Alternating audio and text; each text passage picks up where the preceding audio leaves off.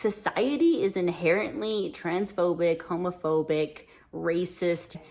Don't make assumptions when you assume it makes out of you and me, right? So I've got tons of friends that do this already. And for those of you who do it, I see you and I absolutely love it. And someone's like, well, oh my God, I'm so sorry. I'm so sorry. Oh my God, him, I'm so sorry.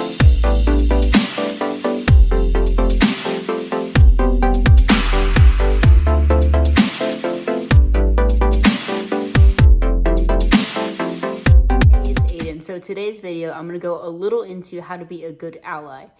It's really important, I think, to make videos like this, especially as things change. So as a society, we're constantly adapting and learning, therefore changing certain things we think, say, or do.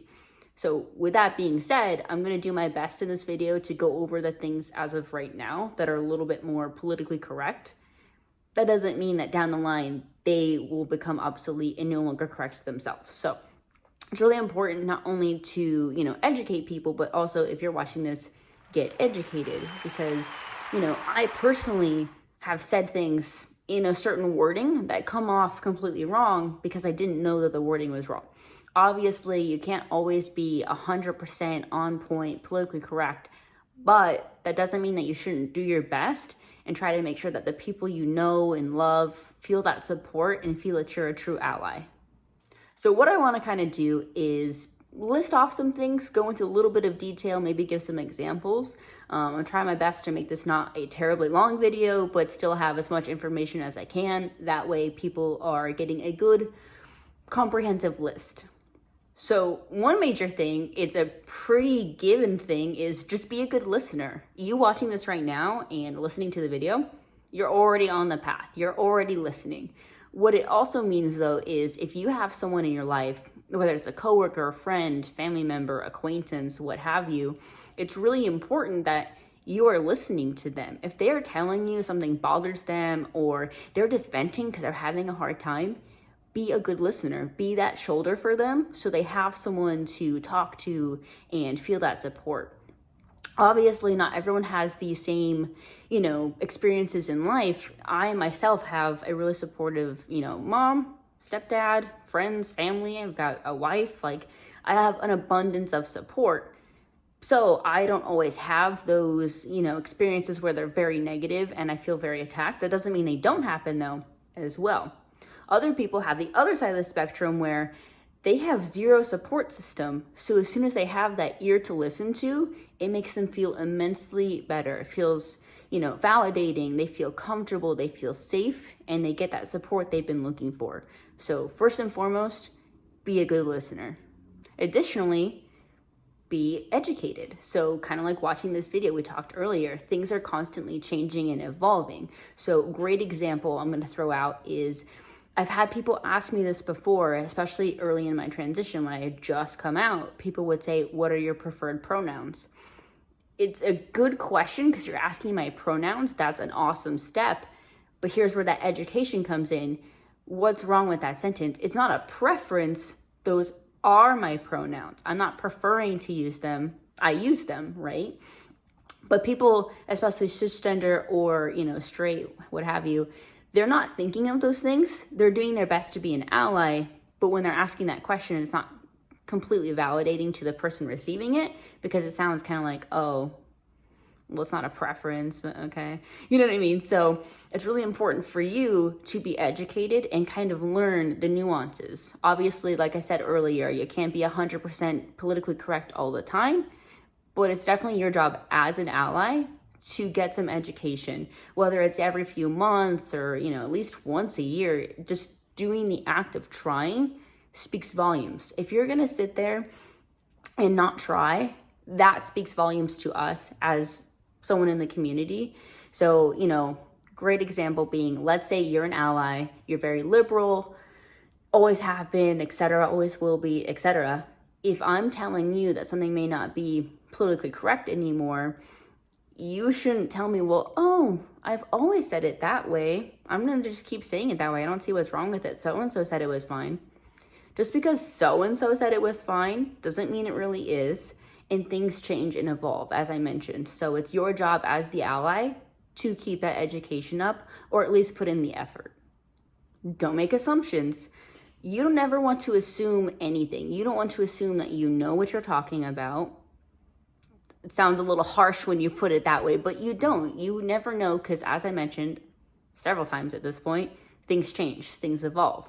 Additionally, the person you're talking to may have evolved. So let's say that as I'm further down my journey, let's say I'm more non-binary, or maybe I want to use he, they pronouns. It's your job to check in with a person and not make assumptions and just be receptive to the information they're giving you. My mom always said, don't make assumptions. When you assume, it makes out of you and me, right? So don't make assumptions. One thing that I think is really critical is confronting your own prejudices and bias that you have. You may not realize, but society is inherently transphobic, homophobic, racist, you name it. You have these little things ingrained into you, whether you realize them or not. So great example, I am trans. There are some things I used to think that are inherently transphobic, but I had no idea they were transphobic, and I never considered myself transphobic at all. Like, I'm very accepting. I love everybody. I'm pansexual. Like, you do you, man. I love everybody. I get along with everybody. How am I transphobic? It's because there are inherent society biases and prejudices that are ingrained into your brain, and it's really important to confront them. It's going to be pretty uncomfortable. You're going to realize, like, oh man, I must not be as liberal as I thought I was. But it's a good thing. You want to do that so you can change and kind of reverse that logic you're having in that moment. So confront your own prejudices. It's really important. Speaking of racism and prejudices, use your privilege. So if you see that someone's being racist, transphobic, homophobic, etc., it's your job, if you have any sort of privilege, to speak up for those who do not have privilege. I, as a cis-passing white male, I have an abundance of privilege, and I know I do. I felt the difference already. You know, at work, for example, my email now has a male name versus my dead name. I get treated differently based on that name. It's already begun, and I'm pretty early on. That means that if I had a female coworker who is being treated poorly, I would certainly speak up for them, because that's my job as someone who has that male privilege. Same for you. If you have someone who is trans, gay, black, whatever, you need to speak up for them and use your privilege. That's how you're a good ally.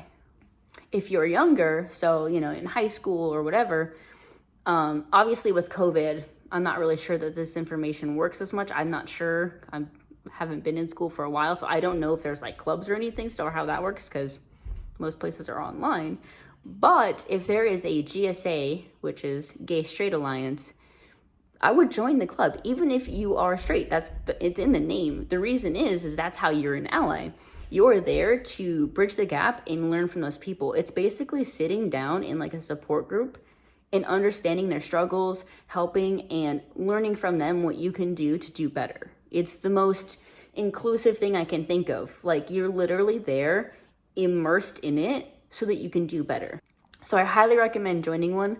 I was in one in high school. I liked it, and I was a very shy person. I'm sure if anyone from there remembers me, incredibly shy. I barely was like comfortable with my sexuality, to be honest. And that group is crazy helpful. So it's really great as a gay person or queer, trans, straight to join, so you can learn and do better. One key thing I think we can do better as a society as a whole is normalizing pronouns. And what I mean by that is normalize using them and asking for them. So it's awesome. I've got tons of friends that do this already. And for those of you who do it, I see you and I absolutely love it. And I appreciate that you do that. So they will put their pronouns in their bio. So it'll say, you know, so-and-so, like Amanda, and it'll say she, her. We love to see that because it normalizes it. Most of the time what happens, I think I saw this like on a Facebook meme or something, but people, when they see that you're using, you know, pronouns in your bio, automatically assume you're trans. So they will purposely misgender you, thinking that you're trans, but you're actually just cisgender and you're being an ally. So that's why it's important to normalize it. Other people get attacked. So such as myself, let's say I have them in my bio and someone's like, well, she is still a girl and blah, blah, blah. As a trans person, that sucks to hear. You don't want to hear it. Lucky for me, I have got a pretty logical, good head on my shoulders sometimes, so I can fight those things and not really care. Other people don't. Other people feel really vulnerable and already invalidated by their friends, family, whatever. Hearing it from a stranger just makes it worse. So you, as an ally, normalizing it and using it is so great. And as more and more people do it, it'll get even better for those who are afraid to put their pronouns in their bio. To tag along to that, you should also, as an ally, correct people who are using the wrong gender or wrong pronouns. So let's say I am talking to a group of friends and another one of my friends who's just not getting it is referring to me as she constantly or like the wrong name. It's important for you as the friend or the ally to look at them and be like, he, him, Aiden, constantly. If you need to get an air horn or whatever you need to do to correct them, do it. It's incredibly uncomfortable for the person who is being misgendered or misnamed because we hear it all the time. It gets really like awkward. You're having to correct everybody. Doctors, teachers, coworkers, bosses, family, friends, strangers on the internet. Like, we're pretty overwhelmed, and if you can step in even for just a little bit and help, it makes us feel not only validated but relieved that we're not sitting there correcting people. Because really what happens is if someone who doesn't mean to do it, let's say they're just, getting used to it, if they're saying she, her a lot and you're correcting them, what almost always is going to happen if they're not transphobic is they're going to say, oh my God, I'm so sorry. I'm so sorry. Oh my God, him, I'm so sorry. And just keep going and apologizing because they feel bad, which, yeah, thank you. I appreciate that. But then you're putting the person, myself, in a position to accept your apology or acknowledge it further, which basically means that I'm excusing you for it and saying, oh, no worries. Why am I comforting you because you're sorry when you should be making me feel better? You're the one who's misgendering me constantly, if that makes sense. So as an ally, if you can help take that burden away by correcting people, it is probably one of the most useful things. I myself had friends that were doing that and really stepped in, and you have no idea how helpful that was to me. It made me feel not only validated, but like a relieved, so I didn't have to keep doing it. This one is mostly relating to being trans. So I personally am a fairly open book. You can tell by my videos, my content. I don't mind sharing because I personally feel that it's helpful to fellow trans people as well as educational. Like I was saying earlier, some of my friends do an awesome job. That doesn't mean they don't say or do the wrong thing. So I don't mind being that educator just because I think I can give the information to them in a way that's helpful. Other people, though, probably don't want you asking them a million questions. So what you can do is not be nosy. It's like the nicest way I can say it, and ask them uncomfortable questions. You do not need to know their medical history. You don't need to know about their injections, their surgeries, whatever. It's really none of your business. I don't ask you if you've had like a pap smear or if you've gotten your rectum checked, right? That's uncomfortable. Why am I asking you that? Same thing. Just because someone's trans, that doesn't mean they need to share that unless they've said before that it's okay. So for example, I do like Q&As on my Instagram. That's fine. I'm inviting you to ask. There's still a boundary. Like, you should probably not ask me what's in my pants. That's a really uncomfortable question that I wouldn't ask you. But like, I'm fairly open. If I'm, saying ask me questions about work and you ask me about being trans, you're kind of crossing that line. So it's just making sure that you aren't treating trans people as some sort of weird social experiment, Google search engine. They're a person. They don't want to talk about that all the time. And that's not their only identity. Yes, I'm trans. I identify as he, him. I don't mind telling people, etc. But that doesn't mean that's all that's interesting about me. At least I think. I think I have more to offer than just that information. And plenty of other people feel the same way. So you should definitely make sure that you're not asking invasive and personal questions, especially if they did not invite you to. Going along with that, it's really important as well to know if someone is out. And by out, I mean, if someone is trans or gay, whatever, and you are telling people who they didn't want to know and they only confided in you, That is a serious problem, and you should probably figure out within yourself why you feel the need to share that information with other people. It's none of your business. It's not your information to share. It's theirs.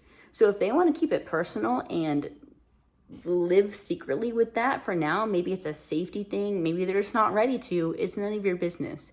You don't get to tell people or out them when they're not ready for it. So being trans is a big, big thing. It's a safety issue. Some people literally, it's called being stealth. So they live just as they would as a cis person, and people don't know, maybe like one or two people do, or like just their parents or something, but they usually do it for safety. People are often victimized, beat up, killed just for existing, whether they're gay or trans, especially trans women. It's really crazy how many trans women are killed just for existing. So if you go around telling people, you're essentially putting them in danger, and that's not cool. So gender expression is one other thing I want to leave the video on, because it kind of relates to the former points I was making in the rest of the video. I think at some point I will make it its own topic, because I personally think there's a lot more to it than just mentioning it really quickly, especially if you are cisgender and straight and have no idea any of the information. I'd much rather just explain it in depth. So quick rundown. Gender expression is how you outwardly express yourself to others, aka like through your clothing or through your hairstyles, etc. So gender expression does not necessarily equal gender identity. The best example I can think of that most people have seen at this point is Harry Styles. I'm fairly certain he uses he, him pronouns. I should probably double check that, but I'm pretty sure. And he was wearing a dress. I think it was for like Vogue or something. People were losing their mind over it. Oh my God, men need to stop wearing dresses and blah, blah, blah. That's actually not true. That's just society being transphobic, homophobic, and using outdated ways of thinking. So he's allowed to wear whatever he wants, because you can express your gender however it doesn't line up to your gender identity. That's not a big deal, because it's gender expression. If I want to go wear a dress because I'm rocking it, I can do whatever I want. That doesn't negate the fact that I am a male. So the reason I want to leave it on that is it kind of relates to all the other points. If someone is telling you their pronouns are he, him, and they're wearing a dress, don't make assumptions. Listen to them. Maybe figure out why they like doing that. Of course, don't ask like invasive questions or be a jerk about it, but hey, maybe they're really into fashion, or maybe that's just how they like dressing. Just, talk to them as a human being and don't be judgmental. Plus, it's also great to ask for like pronouns, because if someone is using he, him pronouns, maybe you don't know that, and they're wearing a dress, it's great to not assume and then ask for those pronouns. Hey, what pronouns do you use? So they can tell you, oh, I use he, him pronouns. So you're not just assuming with the dress that they use she, her, and completely offending them or being a jerk just because you made an assumption. So at this point, I'm going to leave it at this. That was a comprehensive list. At this point in time, it makes sense. If it ever changes, I'll obviously make a follow-up video and change whatever I need to. But at this point in time, that's how you can be a good ally. Be a good listener. Don't make assumptions. Normalize asking for pronouns and using your pronouns publicly. Be there to support people. Use your privilege and speak up for people.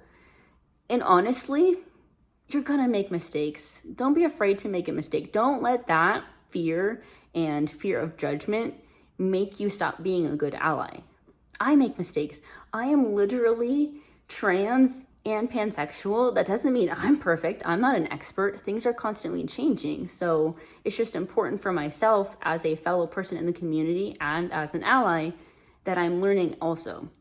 I'm gonna make mistakes also. Heck, if I made a mistake in this video, let me know. I'm absolutely willing to always educate myself, as you should be as well, to be a good ally. So I hope that was helpful to you. If you have questions, concerns, comments, leave them below. Make sure you give the video a like and subscribe if you haven't already, and make sure that you are there for those who need you and supporting them as much as you can.